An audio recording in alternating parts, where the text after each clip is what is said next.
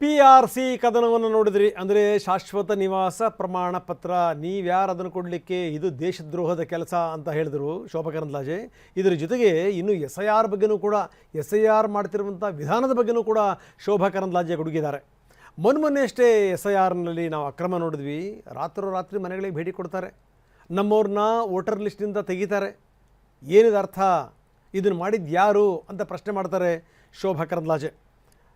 ಇದಕ್ಕೂ ಕೂಡ ಪ್ರಿಯಾಂಕ್ ಖರ್ಗೆ ಉತ್ತರ ಕೊಟ್ಟಿದ್ದಾರೆ. ಒಂದು ಕಡೆಗೆ ನೀವುಗಳೇ ಹೇಳ್ತೀರಿ SIR ಮಾಸ್ಟರ್ ಸ್ಟ್ರೋಕ್ ಅಂತ, ಆಮೇಲೆ ಅಕ್ರಮ ನಡೀತಾ ಇದೆ ಅನ್ನುವಂಥ ಮಾತನ್ನು ಕೂಡ ನೀವೇ ಹೇಳ್ತೀರಿ. ನಮ್ಮ ಉದ್ದೇಶ ಒಂದೇನೇ, ಮತದಾರರ ಪಟ್ಟಿಯ ಪರಿಷ್ಕರಣೆ ಅಂತಾರೆ ಪ್ರಿಯಾಂಕ್. ಅದು ಯಾವುದನ್ನು ಬೇಕಾದ್ರೂ ಮಾಡ್ಬೋದು. ಕರ್ನಾಟಕ ರಾಜ್ಯದಲ್ಲಿ PRC ಬೇಡ ಅಷ್ಟೇ. ಕರ್ನಾಟಕ ರಾಜ್ಯದಲ್ಲಿ ಮೊನ್ನೆ SIR ನಡೆದಂಥ ಅಕ್ರಮವನ್ನು ನೋಡಿದ ಮೇಲೆ ನಮಗೆ ಅನಿಸಿದೆ ಇವರು ಇದನ್ನು ದುರುಪಯೋಗ ಮಾಡ್ತಾರೆ. ಇವರು ಮತ್ತೆ ಮಸೀದಿಗಳಲ್ಲಿ ಮತ್ತೆ ಮದ್ರಸೆಗಳಲ್ಲಿ ಕೂತ್ಕೊಂಡು ಒಂದು ಸಮುದಾಯದವರನ್ನ ವೋಟರ್ ಲಿಸ್ಟಲ್ಲಿ ಇನ್ಕ್ಲೂಡ್ ಮಾಡೋಕ್ಕೆ ಷಡ್ಯಂತ್ರ ಮಾಡ್ತಿದ್ದಾರೆ. ನಮ್ಮವರನ್ನ, ಅದಕ್ಕೆ ಉದಾಹರಣೆ ನಾನು ನಿಮಗೆ ಹೇಳಿದೆ, ಗೋವಿಂದರಾಜನಗರದ್ದು.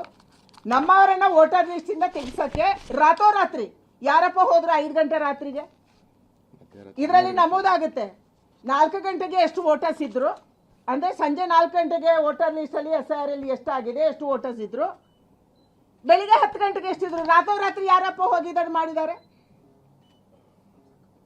ಮೈನಸ್ ಆದ್ರೂ ಯಾರು ಮಾಡಿದ್ದಾರೆ, ಪ್ಲಸ್ ಆದ್ರೂ ಯಾರು ಮಾಡಿದ್ದಾರೆ? ಯಾರು ರಾತ್ರಿ ಮನೆಗೆ ಹೋಗಿದ್ರು? ಡೇ ಟೈಮೇ ಹೋಗೋದಂತವ್ರು ಇವರು, ಹೌಸ್ ಟು ಹೌಸ್. ಇನ್ನು ರಾತ್ರಿ 5 ಗಂಟೆಗೆ ಯಾರು ಮಾಡಿದ್ದಾರೆ? ಇದಕ್ಕೆ ಉತ್ತರ ಹೇಳಬೇಕಲ್ಲ ಸರ್ಕಾರ. ಒಂದು ಕಡೆ SIR ಮಾಸ್ಟರ್ ಸ್ಟ್ರೋಕ್ ಅಂತೀರಾ, SIR ಪ್ರಕ್ರಿಯೆಯಲ್ಲಿ ನಡೀತಾ ಇರಬೇಕಾದ್ರೆ ಇಲ್ಲಿ ಅಕ್ರಮ ನಡೀತಾ ಇದೆ ಅಂತೀರಾ.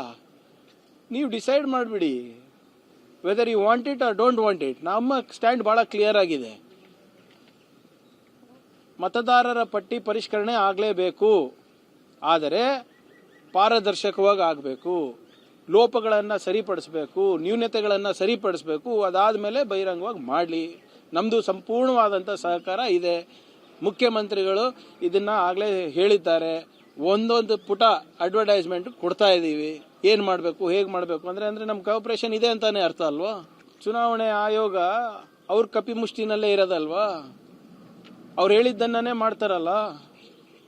ಏನು ಅವ್ರಿಗೇನಾದರೂ ಕಾನೂನು ಅದು ಅಥವಾ ಸಂವಿಧಾನ ಲಾಗೂ ಆಗ್ತಾ ಇದೆಯಾ? ECದವರಿಗೆ ಲಾಜಿಕಲ್ ಡಿಸ್ಕ್ರಿಪೆನ್ಸಿ ಇದು ಏನು ಅರ್ಥ ಅಂತ ಅವರಿಗೆ ಗೊತ್ತಿಲ್ಲ, ಡೆಫಿನಿಷನ್ ಇಲ್ಲ. ಹೆಂಗೆ ಬೇಕು ಹಂಗೆ ಅಡ್ಡ ತಿಡ್ಡವಾಗಿ ಎಲ್ಲ ಹೆಸರುಗಳು ತೆಗಿತಾ ಇದ್ದಾರೆ. ಅದಾದಮೇಲೆ ಸರ್ಕಾರದ ಬೆನಿಫಿಟ್ಸ್ ಏನಿದೆ ಅದನ್ನು ವಂಚಿತ ಮಾಡ್ತಾ ಇದ್ದಾರೆ. ಇದು ಒಂದು ಸಂಚು BJP ಅವರಿಗೆ ಗೆಲ್ಲಿಸ್ಲಿಕ್ಕೆ. ಸುಮ್ಮನೆ ಇವ್ರು ಇವತ್ತು ಹೇಳ್ತಾ ಇದ್ದಾರಲ್ಲ, ಪ್ರೊಟೆಸ್ಟ್ ಮಾಡ್ತಾ ಇದ್ದಾರಲ್ಲ, 6 ತಿಂಗಳಲ್ಲಿ ನೋಡಿ ಏನಾಗುತ್ತೆ.